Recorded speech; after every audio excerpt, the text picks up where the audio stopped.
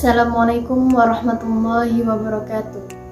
Alhamdulillahi rabbil alamin wa bihi nasta'inu ala umurid dunya waddin wassalatu wassalamu ala asrofil anbiya'i wal mursalin sayyidina wa habibina Muhammadin wa ala alihi wa sahbihi ajmain, amma ba'du.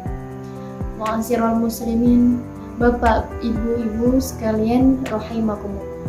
Kali ini saya akan membahas sedikit tausiah tentang tujuan hidup di dunia. Seorang yang ketika dia keluar dari rumahnya, dia pasti memiliki tujuan. Kemana dia melangkah, kita pasti akan yakin. Orang yang ketika melangkah keluar dari rumahnya tanpa tujuan, maka langkahnya akan jauh pada impian yang dia inginkan. Bapak Ibu sekalian, orang yang hidup di dunia tanpa tujuan, maka dia akan banyak mengalami kesesatan. Dia akan menyimpang dari jalan yang sebenarnya. Maka dari itulah, sungguh amat sangat penting untuk seorang hambanya mengetahui kemana tujuan sebenarnya dia hidup di dunia ini. Ketika orang itu tahu tujuan hidupnya, maka semua aktivitasnya akan berjalan dengan lancar dan akan terarah pada tujuan tersebut. Allah Subhanahu wa taala telah berfirman, "Wa ma khalaqtul jinna wal insa liya'budun."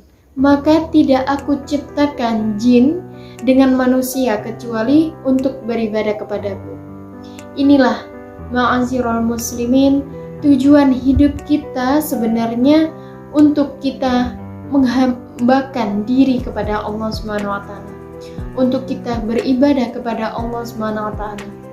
Allah yang menciptakan kita, Allah yang menghidupkan kita, dan Allah telah mengatakan bahwasannya tujuan Allah menciptakan kita beribadah hanya untuk beribadah kepadanya.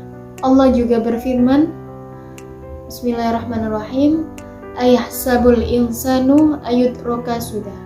Apakah manusia mengira mereka hidup begitu saja di dunia tanpa ada tujuan sebenarnya? Apakah manusia mengira hidup di dunia ini sia-sia begitu saja? Tentu jawabannya tidak. Manusia bukan sebagaimana binatang, hewan.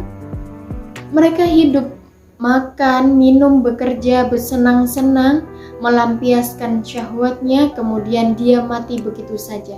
Tidak, manusia lebih mulia daripada itu semua. Manusia Allah ciptakan dengan hikmah yang sangat mulia, yaitu untuk beribadah kepada Allah Subhanahu wa taala. Dan dengan rahmat dan kasih sayang Allah Subhanahu wa taala, Allah ketika memberitahukan kepada manusia tujuan hidupnya kita di dunia hanya beribadah kepada Allah Subhanahu wa taala.